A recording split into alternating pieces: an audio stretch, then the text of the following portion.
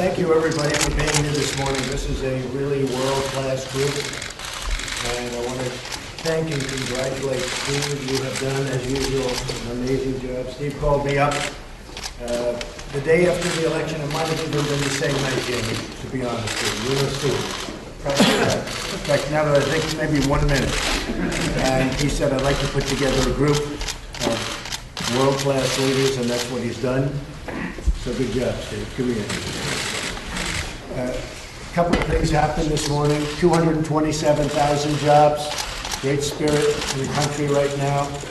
So we're very happy about that. I think that it's going to continue big league. We're bringing back jobs. We're bringing down your taxes.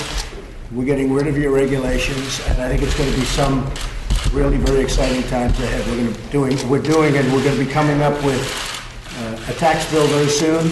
A health care bill even sooner, and it's really working out. Toby from the Cleveland Clinic has been helping us a lot with the veterans, and we appreciate that, Toby. You've been amazing, and Ike and all of our friends, so we really appreciate it. One of the things that I heard this morning in watching the news was that, amazingly, it's never happened before, that politics has become a much bigger subject than the Super Bowl. This is usually Super Bowl territory, and now they're saying that the politics is more interesting to people. So that's good. I see we have Larry here. Where is Larry? I think Larry did a great job for me. He managed a lot of my money, and I have to tell you, you got me great returns, Larry. And then they go crazy, but we use very smart people that made money. Why don't you get other people to run the economy? I said, no, we have to get the right people. And the people that voted for me understand that, and that's what they want. So when I campaigned for office, I promised the American people that I'd ask for our country's best and brightest, and we have that. Wilbur is representing us as Secretary. I tell you, you're going to be so great. Secretary of Commerce, Wilbur Ross, and just Carl Icahn called up because I hear you got Wilbur. Everybody calls him Wilbur. I've never heard him called, we just know him as Wilbur, right? We have the great Jack Welch, the legendary Jack Welch. We appreciate it. We're looking forward in a little while, in the upcoming few moments, to discuss all of the things that you think we can do to bring back our jobs, to get taxes even lower than we're going to be cutting them. We have a great plan, but I want to have your input on the plan in particular, and to do what we have to do in terms of regulation. We have some of the bankers here.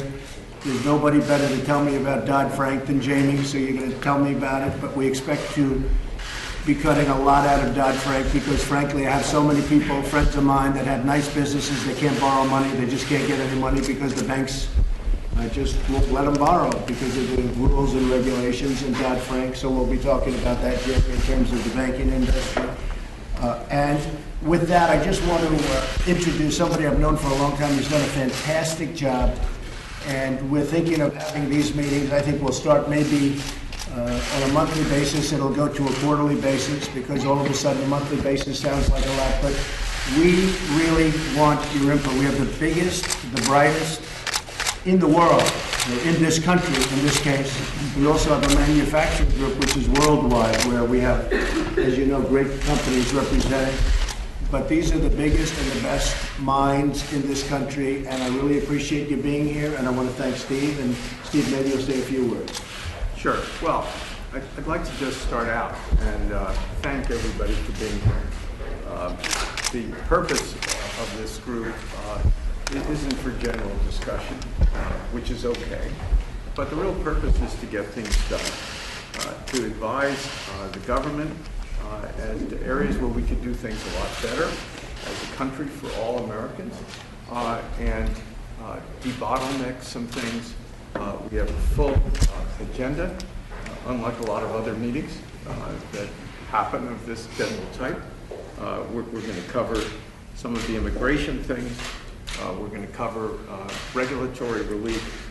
We're going to cover tax and trade, women in the workplace, infrastructure, and education. And each of those areas will get suggestions, ways to make things happen faster, to improve the country. And anybody can say anything else they want. But it's really important that we mobilize the non-governmental sector, and also importantly that we do it on a bipartisan basis. Apparently a first in Washington, or a modern Washington. And everybody on the group was selected because they're terrific, because they have domain expertise, because they want the country to do better, and we had no criteria. And as it works out, we have all kinds of different people from different backgrounds and different political persuasions, and if we can make things work right, that's the way the country is supposed to work. And so it's a big sacrifice for the people who are here to spend the time. Everybody's busy. That's America. So to put those things aside, to focus on this, not just for a meeting, but there's prep work that goes into any successful meeting, means these people who've attended and taken the time to care about the country. And so that's the spirit in which we're approaching things. I want to thank everybody on the committee. You're terrific. So, thank you. We're going to go around the room, but before we do that, I just want to say that so many people have called, friends of mine in big business, and they wanted to be in the committee, and I'd call Steve, I'd say, Steve, can we get so-and-so? Nope, we got enough. So what do you mean no? It's a big business, massive business, public company. And every once in a while I'd call Steve, how about this one? Donald, he's a corporate raider. These people don't want to be sitting with corporate raiders. So we had 5 raiders that wanted to come on. But he's been very, very selective, and we'll be putting a couple more on as we go by. But he's been very selective. I thought we might go around the room. Mary and I met last week. We had a fantastic meeting on the auto industry. We had Ford there. We had a lot of companies. We had some great companies, Fiat, Chrysler, Sergio. And I will tell you, I learned a lot about the automobile business. I thought I knew a lot, but they are being so stymied, so restricted with regulation and so many other reasons. And they're pouring back into the country already. I mean, if you look at Mark, who's telling us what they're doing with Ford and Bill Ford too. A lot of jobs are going to be coming back into Ohio and Michigan and Pennsylvania and all of the places that really have been hurt so badly. So maybe we could start with Mary. We'll just go around the room real fast so that everybody, pretty much everybody knows each other, but it'd be nice to see. Mary? Mary Barra, Chairman and CEO of General Motors. Judd McMillan with Walmart. Larry Fink, BlackRock. Rich Lesser, Boston Consulting Group. Jim McNerney, the old Boeing guy. Paul Atkins, Potomac Global Partners.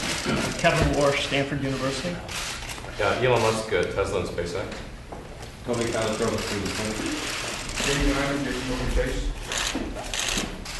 Dan Jurgen, IHS Market. Jack Welch, retired. Mark Weinberger someday, maybe, I hope, but EY. BioBC, Global Infrastructure Partners. Jenny Rometty, IBM.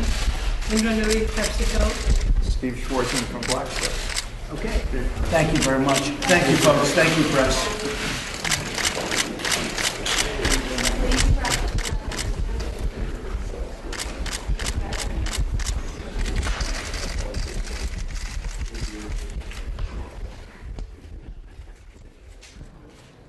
And now the press has to leave that room.